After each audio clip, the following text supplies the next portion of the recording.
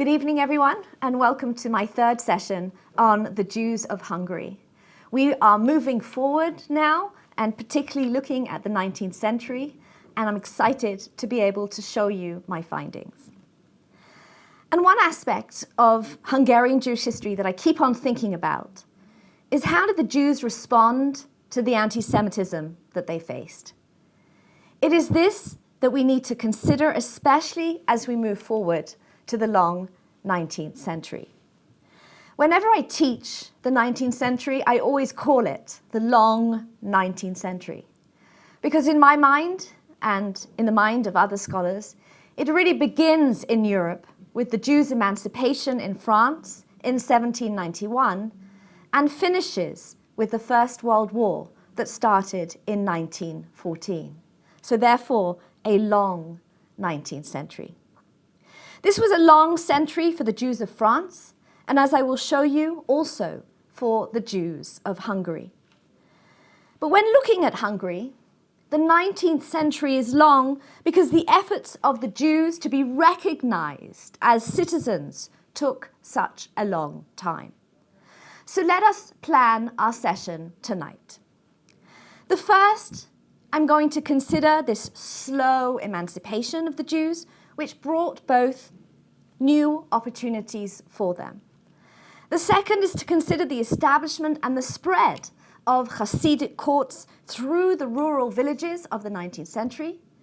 And then we will turn to the topic of emancipation by understanding the deep divisions within Hungarian Jewry between Orthodox and secular Jews. We will visit a few of the 19th century synagogues, which I think should be our symbols of these diverging identities. By 1787, there were 81,000 Jews living in what is now Habsburg, Hungary. The Ottomans are well gone. Our Jews have become more conscious of the wider setting in which they lived, and were certainly willing to petition the authorities when they thought it would help them. But what they do in particular from this time is keep in touch with each other. Of the heads of these families, around 65% are newly settled immigrants from Galicia, as you see in this map, all the places around Hungary. The Jews are coming into Hungary. And Jews preferred to live under the great landlords of these counties. As you can see, Hungary is here divided into many counties, rather than face the anti-Jewish attitude of fanatical clergy, jealous craft guilds, maybe selfish burgher merchants, and power-hungry municipal councils in towns. In return for annual taxation and lavish gifts on all possible occasions that they could give to these landlords, the Jews enjoyed substantial political autonomy.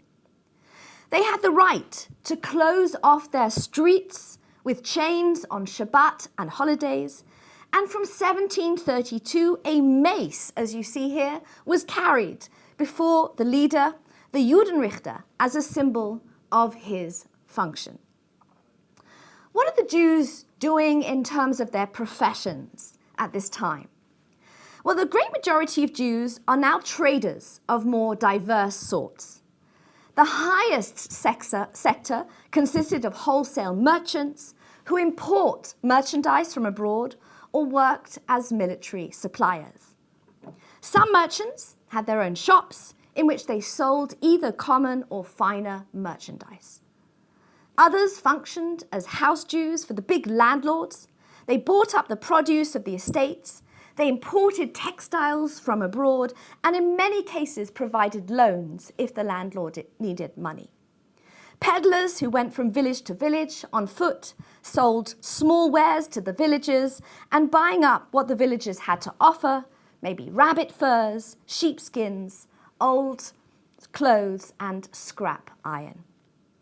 A smaller part of the Jewish population made a living on handicraft and artisanship. Among them were tailors, glaziers, gold and silversmiths, bookbinders, pipe makers, for smoking, seal engravers, and the like. And by the late 18th century, the Hungarian government permits Jews to establish presses for the printing and the sale of Hebrew books that they use for themselves. Things change, not surprisingly, with this particular Holy Roman Emperor and King of Hungary, Joseph II, the Habsburg who ruled between 1780 and 1790. He was a dynamic Catholic leader, strongly influenced by the Age of Enlightenment, and shook Hungary from its malaise when he inherited the throne from his mother, Maria Theresa. He sought to centralize control of the empire and to rule it by decree as an enlightened despot. He refused to take the Hungarian coronation oath to avoid being constrained by Hungary's constitution. In 1781 to 82, he issues a patent of toleration, followed by an edict of tolerance, which granted Protestant and Orthodox Christians full civil rights and Jews freedom of worship. Jews are now allowed to settle in the royal cities once more. In 1783, Emperor Joseph issues a toleration decree for all the Habsburg Jews. So not just the Jews in Hungary, but also anyone in the Habsburg Empire. And this toleration decree was called Systematica Gentis Iudice Regulatio, a systematic regulation of the Jewish nation. It did not by any means grant Jews full citizenship rights, as the other non-Catholics had received 2 years earlier, but it granted them extremely important new rights that they had not enjoyed before. Specifically, the Regulatio opened up the royal free cities to the Jews and enabled them to rent lands and to engage in crafts and commerce. Thus, royal permission enabled the Jews to return to Buda in 1783. In the same year, they obtained permission to also settle in Pest, as you see here, the rapidly developing city on the left bank of the Danube opposite Buda. And in 1784, they were admitted to the southern Hungarian city of Szeged, as you see here. And it also puts an end to the distinguishing badges that Jews had to wear until this time. It abolished the prohibition that up to this time barring the Jews from working as seal engravers, gunpowder manufacturers, and saltpeter producers. It gave them the right to become members of the guilds, to apprentice their children to Christian guild masters, and all of these are moves towards a better socio-economic position. And in fact, the major part of the Regulatio, some 90% of its roughly 3,500 words, is devoted to the education of Jews. It decrees that whenever Jews live in sufficient numbers, they can establish their own schools, as you see in this image, including high schools, and should cover their own expenses. And in these schools, Jewish pupils are to be instructed, and this is a quote, in the languages living in these countries, as well as in German, as in Hungarian and Slavic, and also in mathematics and other subjects that are of general use to people, whatever their religion, and which are taught in the Christian national schools. But where there were less numbers of Jews, Jewish pupils can now study also in Christian schools. So the education part is really important. But there were other changes as well. In 1787, Joseph II decrees that as of January 1788, all Jews must select for themselves a German family name, which from then on would remain their name for all their lives. So this is really, I would say, a move towards really being able to write down and have a knowledge of all the Jews who are living in the Habsburg Empire. And even though some Hungarian Jews did not have family names earlier as well, most did not. And now this decree imposed on the local official the task, by no means easy, of providing names to tens of thousands of Jews within a few weeks. The result was that most Hungarian Jews were assigned simple names, referring to their stature, such as klein, little, or gross, big, or to colors, as you see here.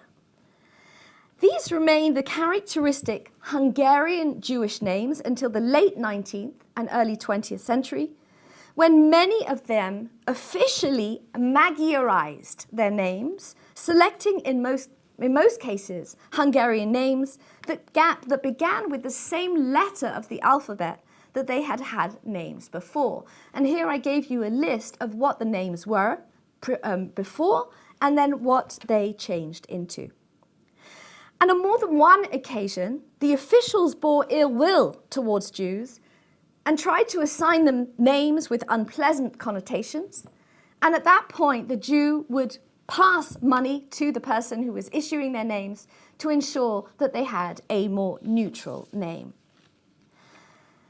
So how do our Jews feel at this time? How do they respond to these laws?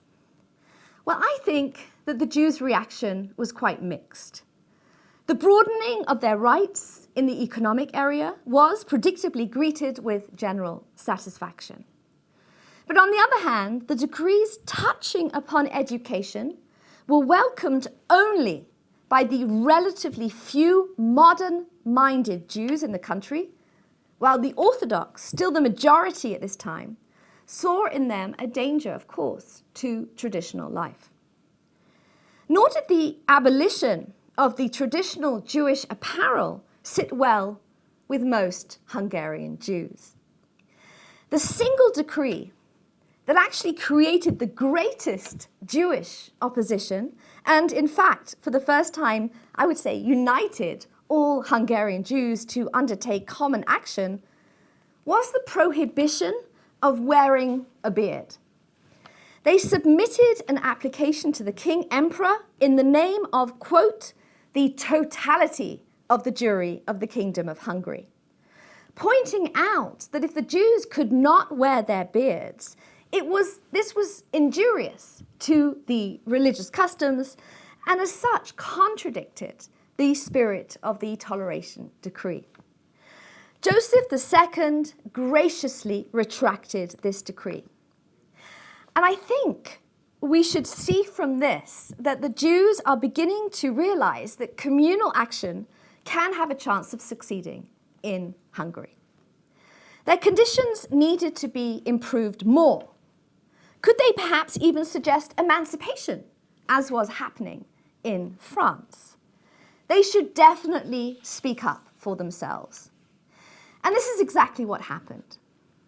Because in June 1790, a few months after the death of Joseph II and the accession of the new emperor, Leopold II, the Hungarian Diet was scheduled to meet in Pest, and its agenda included the further regulation of the position of the Jews in Hungary. The Jewish community had prepared a detailed application in the name of the community of the Jews living in Hungary and sent representatives from 54 counties to Pest to submit it to this council. The application was written in Latin, and it is actually a remarkable document, not so much for the reform requests it contains, as for the description of the conditions of Jewish life in Hungary in the latter part of the 18th century, and even more for the feelings of the Jewish community that it reveals. These feelings, the document shows, included embitterment, resentment over the treatment accorded the Jews up to the point by the Hungarian people and government, and at the same time manifested this deep sense of Hungarian patriotism that we keep on seeing, and we shall continue to see also next time as well. They express it for the first time in Hungarian Jewish history with the same emphasis and enthusiasm that were to remain characteristic from this time until, of course, the catastrophic years of World War II. And in the rare psychological insight that this document affords into the Hungarian Jewish mentality is the formative period of the late 18th century, makes this so valuable. So let us look at the part of the Latin document together. To our greatest pain, the Jews write, we have been despised until now. Not because of our own fault. Here and there they treated us not as is customary to treat humans and the inhabitants of the same country, but like slaves, not to say draft oxen. We have been driven from city to city, from village to village, often exposed to the ridicule, derision, insult of the mob. Even on the highways and the crossroads, though it is necessary that every traveller should have secure and safe journey on them, the mischievous youths not infrequently threw stones at us unpunished. The Jews are laying out their grievances and expecting to be heard. The document goes on to refer to the changes that had recently occurred in Europe under the influence of the Enlightenment. Let's look to that. Things are changing in Europe. Surely they have to change here. And therefore the Jews make a few requests. They want to practice their religion freely. They want to be allowed to settle anywhere in Hungary and purchase and rent houses. They want to be able to transact their businesses unsettled. They want to attend schools, but they also want to attend universities. Remember, we said before that the physicians who were training in Hungary had to go to Padua to study. That from now on, the manorial and the county court should judge them, and not the city or village judge, and that Jewish judges and rabbis should judge them according to Jewish law, and it should only be them who deal with that. Well, the Latin text of this remarkable document was, in all probability, prepared by a non-Jewish expert. The resolution as passed was a disappointment. It was a watered-down version of the original petition and roundly disregarded the points contained in the application by the Jews.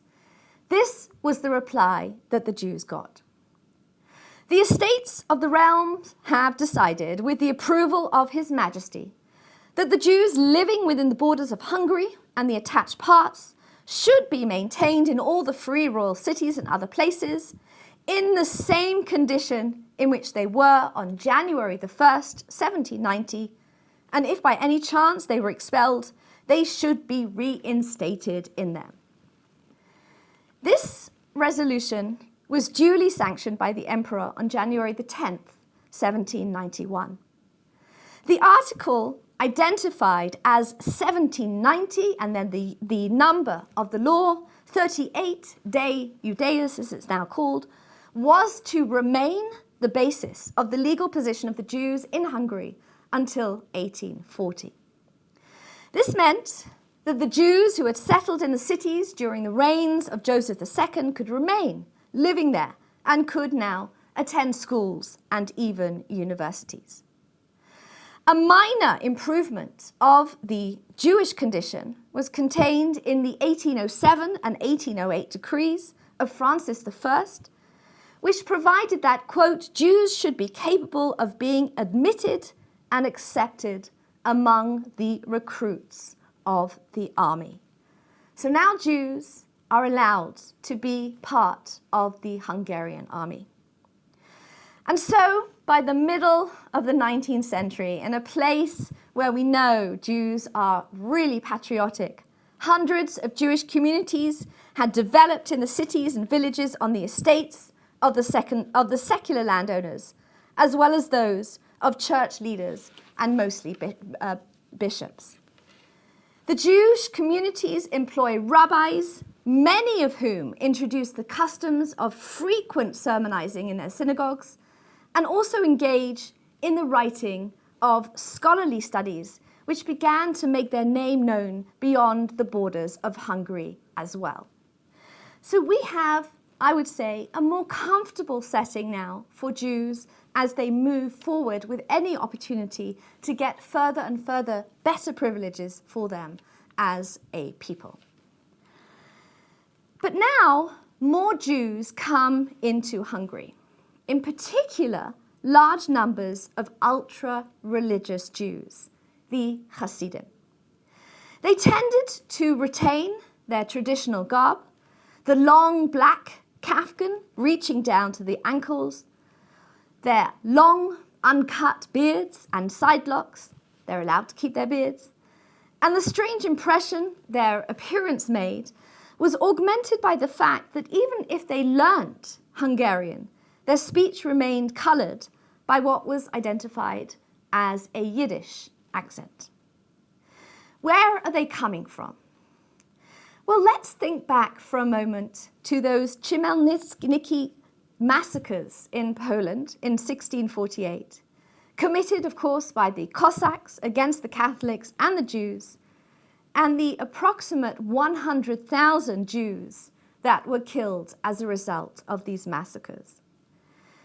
This, of course, would have severe repercussions for Jewish religious life in Eastern Europe. It laid at the root of the messianic hopes that only 20 years later gave rise to the Shabtai Tzvi phenomenon throughout Poland and the East. And these same hopes subsequently gave rise, of course, to the Hasidic movement, founded by Yisrael ben Eliezer, or Yisrael Baal Shem, known as the Baal Shem Tov, the master of the good name, also known as Pest, of course, in the second quarter of the 18th century, in Volhynia and Podolia, in the Polish-Lithuanian Commonwealth, the regions of the center of Shabbatian fervor. The teachings and the personality of the Baal Shem Tov attracted hundreds and then thousands of followers in a short time. The Baal Shem Tov had been born in 1698 in a small town located in the Polish Carpathian Mountains. He was orphaned at the age of 5, and the town's Jewish community had taken care of him. He spent a lot of time wandering in nature and studying the behavior and lifestyle of animals. The Baal Shem Tov settled down in Brody, where he marries the sister of a well-known rabbi, Abraham Gershon Kitova. He later becomes a wine merchant and often travels to the surrounding cities. At this point, of course, Jewish learning was really only available for the few educated Jews who were familiar with the elitist atmosphere of the yeshiva. And in these difficult times, the generally poor and uneducated village society had an even greater need for some sort of consolation and also for uplifting religious experiences. At the age of 36, the Baal Shem Tov moves to the city of Medzhybotz. And here, he encouraged religious Jews to experience the joy of Jewish life, emphasize the importance of undivided devotion to God, and reaching back to the mystical traditions of the Jewish religion. With his teachings, he offered a remedy for the problems and fears of the common people. His principle stated that the Torah belongs to every Jew, and everyone can serve God ceaselessly, regardless of any social or educational status.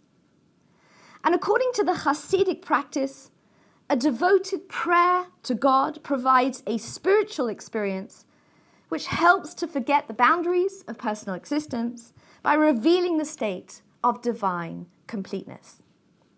And this new but still traditional Jewish way of life, religious life I should say, promised the joy of keeping the commandments also for people who knew very little of anything about the Jewish religion.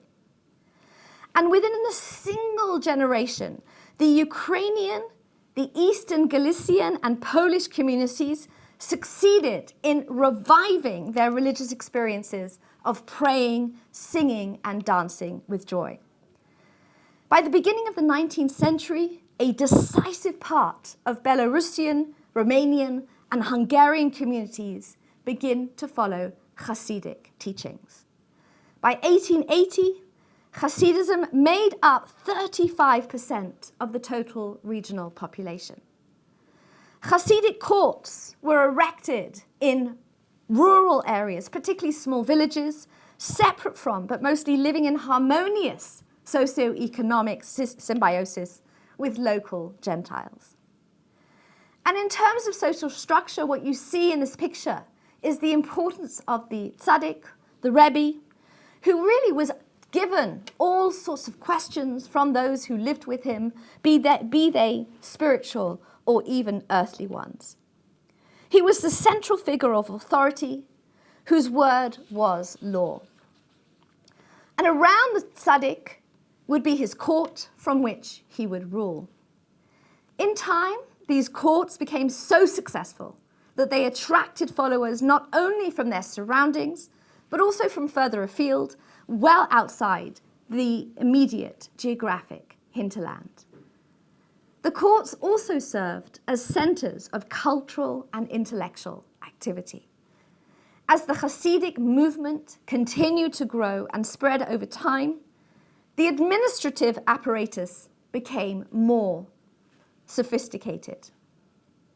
Local gabayim, commissioners, and other officials administered Hasidic affairs in the individual communities, sometimes even keeping censuses of the local Hasidic population. And in addition, there were appointed tax collectors whose job it was to visit the different regions and to collect taxes for the tzaddik and his court. But let's look a little closer at what happens with the movement in Hungary. Until the middle of the 19th century, Hasidism was not a significant force in Hungary, either in terms of its organization or its numbers. Owing to the unique composition of the Hungarian Jewry, Hasidism gained a foothold only in the eastern and northeastern parts of the country, mostly in the sub-Carpathian Ruthenia. The Hasidic movement, if you can see with the arrows on the right-hand side, was particularly in this area, bordering, of course, on Galicia, and from Galicia receiving a flow of Hasidim from the motherland, both in regards to its leaders and its followers. And in fact, the first encounter of the Jews of Hungary with Hasidism is actually shrouded in legends. The first Hungarian tzaddik, Rav Yitzchak Isaac Taub, was a shepherd boy who, after a study trip to Galicia, became the rabbi of Nagykaló that you see here. He eventually became famous for his Hasidic court. Taub was especially known for his singing. He borrowed non-Jewish melodies, which he altered for the worship of God. Taub sired a small Hasidic dynasty that was active in Hungary and Galicia and continues to this day as Kaliv Hasidism.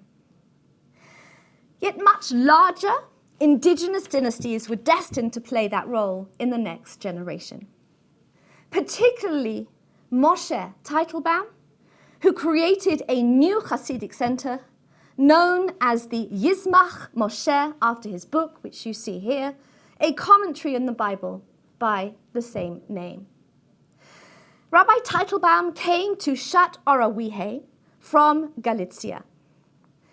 In the summer of 1808, when he was around the age of 50, he was appointed communal rabbi of Szat-Orawihe in northeast Hungary, and this was a post that he retained for 33 years until his death. Moshe followed many Hasidic customs, but he was also known as a Torah scholar, well-versed in Kabbalistic teachings, gifted, charismatic preacher, and given to protracted and heartfelt prayer. There he found a renowned yeshiva and organized his congregation in a strict Orthodox spirit. He was widely respected by the community due to his deep rabbinic knowledge, piety, and holy deeds. And he was also known as a miracle worker, or by those more cynical, the amuletic rabbi. He would provide amulets in written form for Jews to put on their homes, as you see here. Some of this has been translated, as you see. And you can understand how people, whatever they were going through, if they were having children or if they were nervous, they would use these amulets as pieces to be hanged on their walls and referred to in prayer and also in thinking. What's so fascinating is that at this time when obviously children are not necessarily, the secular Jews are not necessarily having children to the same extent, but for these Hasidim, having children is absolutely fundamental. And I think this is beautifully expressed in the work of Kaufman, where you see the centrality of children. So any amulets, especially for a mother who's given birth, we often find, even today, come specifically from Teitelbaum. And Teitelbaum's city, Szat-Orawihe, that you see here, becomes one of the most popular and important pilgrimage destinations. Many visit him in the hope of spiritual treatment for physical illnesses. According to accounts, he healed people with personalized prayer and holy texts. A story says that when Lajos Kossuth, the non-Jewish Hungarian statesman we are going to meet very soon, was young and seriously ill, his mother took him to Moshe Teitelbaum. Teitelbaum realized that the child would soon become a prominent national figure and healed him by reciting a psalm poem. And I just want you to understand, and this really gives you an idea of the effect of this Hasidic rabbi. It's not just the Jewish homes that have these amuletic texts that have been written from Moshe Teitelbaum. It's something that involves also the non-Jews who understand that he has some sort of magical, mystical power, and they too want to partake. After the 1848 to 49 Hungarian Revolution, portraits of Moshe Teitelbaum, the wonder-working rabbi of Szat-Orawihe, also appeared in many holy corners next to pictures of Lajos Kossuth. And for many, Teitelbaum was the greatest miracle worker of the district, whose presence was felt to protect the houses, as you see in this text. According to them, had the rabbi not healed Lajos Kossuth when he was a child, Hungary's 1848 revolution would not have happened. Eventually, there would be 3 major Hasidic courts of Hungary, and they are listed here in red. In Višnitz, in Munkacs, and of course in Szeged. Let me mention one more fascinating tzaddik that should be seen in relation to Hungary. His name is Yeshaya Steiner of Kerestur, a place that you could visit even today, who was known as a miracle worker and who drew many to his door. Once he became famous as a miracle worker, many people, Jews and non-Jews alike, streamed to his court. According to a belief still held to this day, his portrait on a wall had the power to drive away mice. And here you can see is the house where you visit his grave. And I had the pleasure last year of actually being there, standing there, and as you can see, watching people as they put their personal prayers over his grave. And this is the view from the outside. As we might not be surprised to learn, the Hasidim in Hungary lacked both economic means and education. This was an economically depressed region. Most of the Jews lived in small towns. They engaged in traditional livelihoods, associated, of course, with the sale of agricultural produce from the villages and the estates. They spoke a distinct Yiddish dialect. In the more developed Oberland, Hungarian Jews already spoke German and Hungarian. And the Oberland, where they lived, was this sort of enclosed, pietist Eastern European Jewry within Hungary. And of course, strict observance of the commandments without any emendations. Their distinctive traditional dress, the Yiddish language that they spoke, the old educational curriculum in the cheder and the yeshivot. And remember back what's happening in the rest of Hungary, the fight for Jews to get to university, to have their own schools, but also to partake in education. And the absolute rejection or even hint of secular education and modernity that you have among these Jews. Hungarian Hasidism becomes very extreme in its anti-modernism. And one more thing to note, which I think we don't always think about when we think about Hasidism, and that is that they were named the community of Sephardim because of their liturgy. So now, let us return to thinking further about emancipation of the Jews of Hungary. And as I will show you, the Jews' emancipation was complicated by antisemitism, but also by this increasing division of the Hungarian Jews themselves between secular and religious. Hence, polarization became one of the characteristic features of the Hungarian Jewish community, where the division between Orthodox and non-Orthodox elements was deeper, more extensive than anywhere else in Central and Western Europe.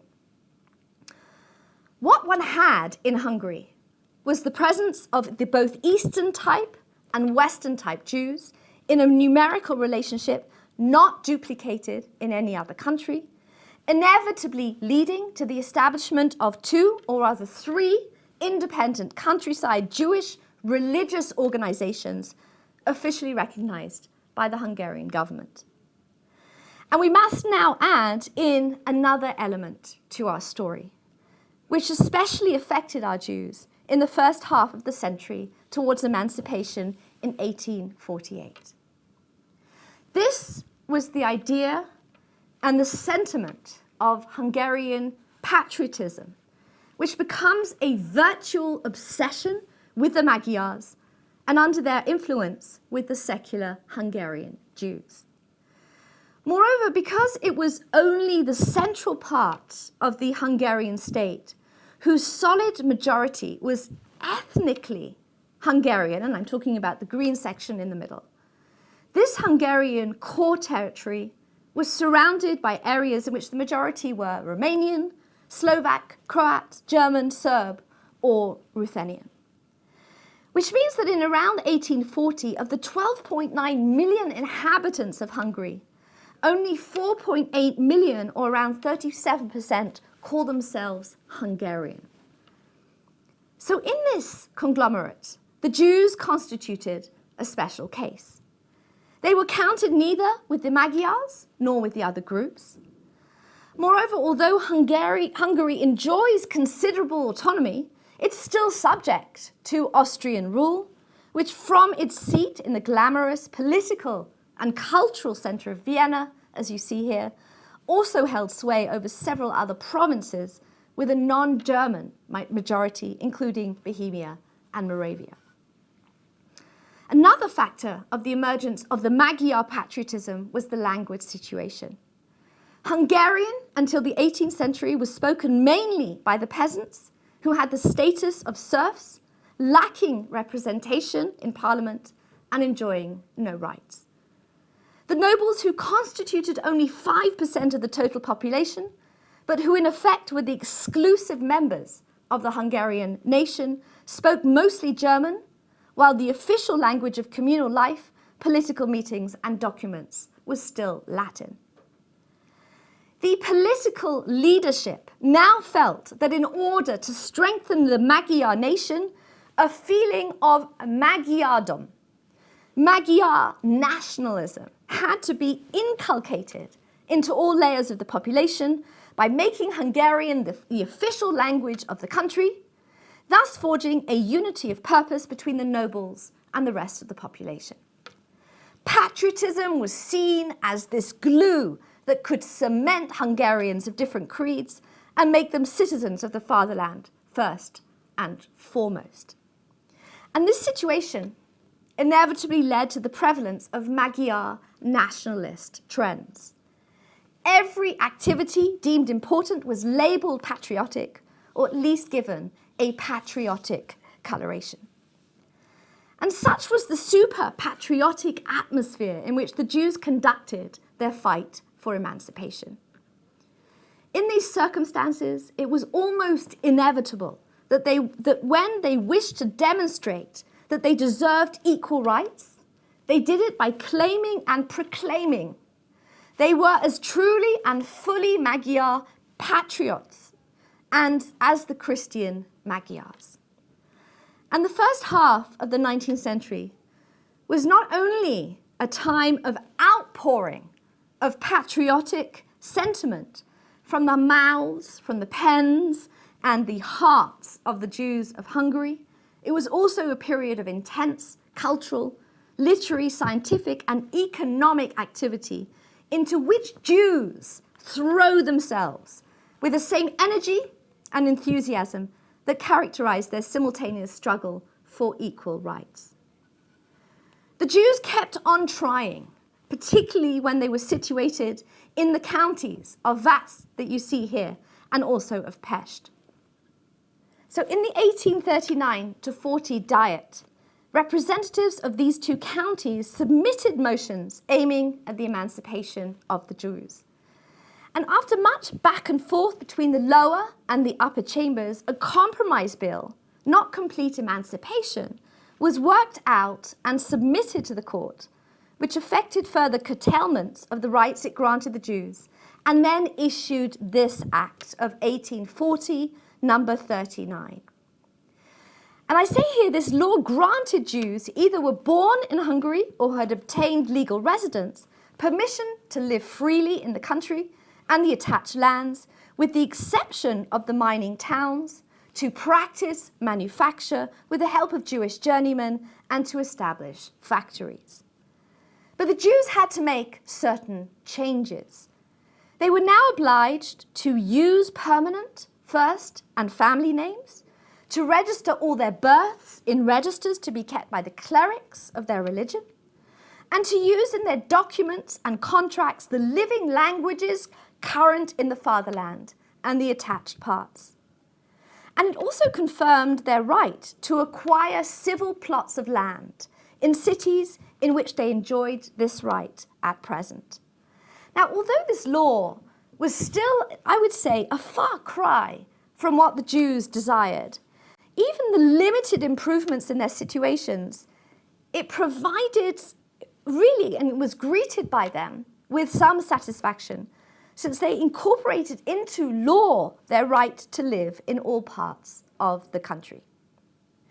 Thus, they were also in firm possession of the right to move anywhere, even in the free royal cities. And by this time, there were 202,876 Jews, or 2.3% of the total population. Notice also at this time, Lajos Kossuth, the rising young leader of the Hungarian reformer, who begins to be interested in the Jewish question at this time. Kossuth becomes convinced that for Jews to take their position as equal members of the Hungarian nation, first their religion has to be reformed. And he looks at France and he remembers, he sees the Sanhedrin and what efforts the French Jews had made to make concessions about their religion in order to fit into France. And he suggests in May 1844 that the Jews create a Sanhedrin, a Jewish national council, to reform the Jewish religion and, quote, determine what in their faith is religious dogma and should lay the cornerstone of social amalgamation. And this was then voiced at the 1843 to 44 Diet, when the lower house was addressed by representatives of several counties who vociferously demanded radical reforms in the Jewish religion as a precondition of emancipation. And what was clear now was that Hungarian legislators, in their discussion of the Jewish question, were making a sharp distinction between the secular Jews and the immigrant Jews, the Hasidim, who either sojourned in Hungary illegally or clamoring at this time for entry permanence. The rabbinate of Pressburg was at this time under the great personality of Rabbi Moshe Sofer, known to his community as the Khatam Sofer, the seal of the scribe. He was a powerful opponent of the reform movement in Judaism, advocating for strong communal life, first-class education, and uncompromising opposition to reform and radical change. He had his yeshiva, of course, in Pozsony in Pressburg, the Pressburg yeshiva, which became the most influential yeshiva in Central Europe. And he and his son, Rabbi Abraham Samuel Sofer, that you see here, reacted to Lajos Kossuth's 1844 article by openly taking a position to oppose emancipation. By 1847, it appeared that Lajos, as Lajos put it, that the majority of Hungarian Jews were prepared to give up the blessing of emancipation rather than deny the values contained in the millennial traditions of their religion, which educate to pure humanity and ethical ideals. But the secular division still clamored to be heard. Also, from about 1840, when the Jews had given the freedom of movement and settlement in Hungary, there was a sizable village-to-town migration that resulted inevitably in clashes between the more educated, religiously progressive cities, Jews, and the less educated, religiously more conservative newcomers from the villages. In 1848, just before the revolution, the reform-minded Jews of Arad issued a call to the Jewish community of the country, suggesting a series of reforms to invalidate the accusation that the Jews stubbornly kept themselves apart from other denominations. And they suggested the following. And this is their compromise. They're really willing to make these compromises with their Judaism in order to fit into this Magyar nationalism. That the Sabbath as a day of rest should be transferred to Sunday. That the existing, exceedingly purposeless dietary laws should be abolished. The so-called half-holiday and fast days, with the exception of Yom Kippur, should be abolished. That the divine services should be brief and celebrated in the living language, in Hungarian, without any external symbolic clothes and with uncovered heads. And that the non-observance of circumcision should not be a hindrance to being accepted into the bosom of the Jewish religion. Only the Ten Commandments serve as the basic religious principle, and all other commandments and religious ceremonies, the Talmud, and other introduced customs are invalid. Whoa, this was going to be a serious breach between the two sides. But at this moment, historical events intervened. The 1848 revolution broke out, Hungary was defeated, the emperor revoked Hungary's constitution, and legislative activity was suspended, and the Austrian Franz Joseph I assumed absolute control for almost 2 decades. The condition of the Jews remained as it had been before 1848.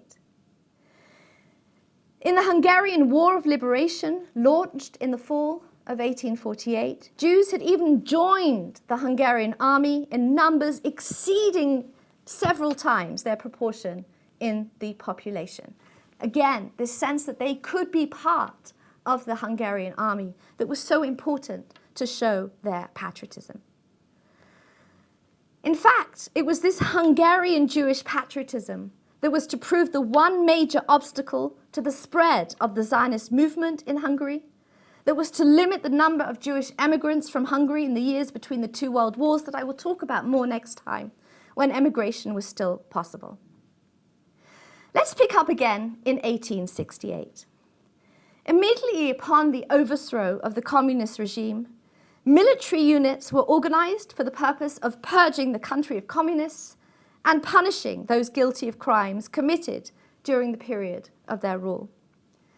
And these groups were attached to the command of officers of the Hungarian National Army, which was led by Miklos Horthy, a former admiral in the Austro-Hungarian Navy, who had become the leader of the counter-revolution and was subsequently to be regent of Hungary. From now on, more secular Jews would be called the Neologs in the 1860s. And let us look at some of the different shuls that I mentioned earlier on that I wanted to show you. This is the Orthodox shul in Szeged, very important building to be seen, to sense what it was like for the Orthodox Jews, both from I would say the austerity of the outside, but also, as you can see, from the inside, not much left there except for the area where the Aron Kodesh was, the Ark, but gives you a sense of the austere, of the Orthodox Jews who actually prayed there before the Second World War. We also have Mad, which again it reminds us of the more Hasidic folklorist Jews. One of the most beautiful parts of the shul is to go inside and see the renovated but definitely detailed. This is above the Torah Ark, and you get the sense to which love and dedication has been put in by the Jews. And this is obviously post-war, but very much built on what was there before.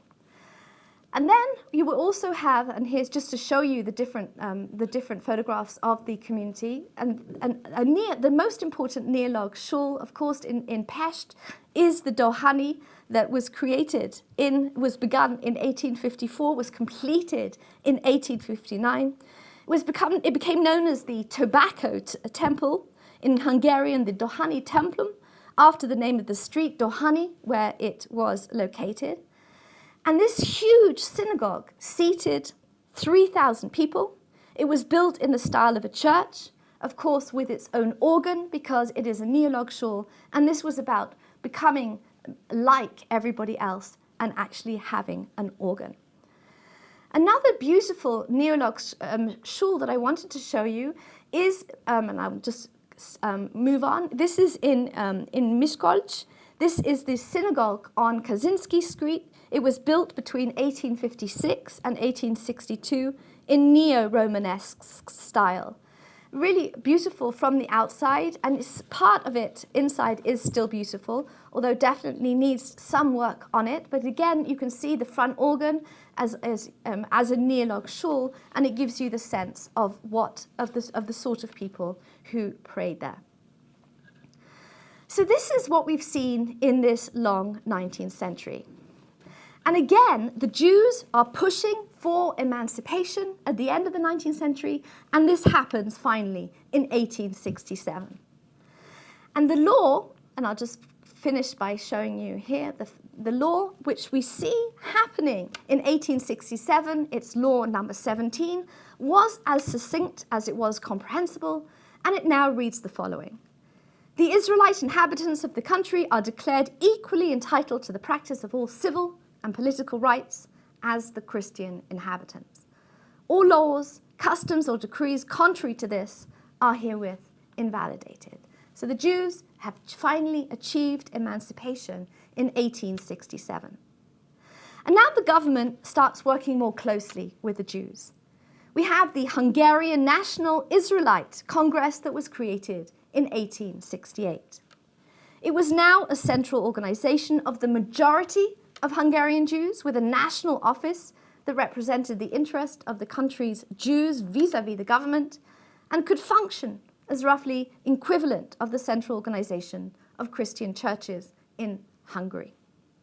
Later in March 1870, the ultra-Orthodox managed to gain the authorities' recognition of their communities as well, but as separate and distinct from the main Jewish communities in given towns.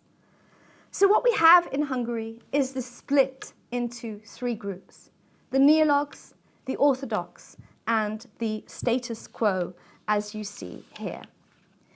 And this polarization of the Hungarian communities, and you can see this so clearly in the map as to which communities are which, depending on where they are situated in Hungary. And the division into three streams, of course, lasts up to the Holocaust. And what we need to carry forward from today is the very different Judaism being practiced in Hungary between these three streams: rituals, linguistic habits, community, organization, the power conferred respectively on the rabbi and lay functionaries that I'll talk more about next time, intellectual and spiritual references. And just a final word about Hasidism in Hungary. Of course, after the devastation of World War II, the famous communities moved to the United States, to Canada, and to Israel. And these communities, for example, the Hasidic congregation of Satmar, of Papa, and Munkacs, are led by the descendants of the renowned rabbis of the congregations of namesake towns. But even today, Hasidism continues in Hungary, and Kerestor is a wonderful place for you to visit and to really feel its presence there.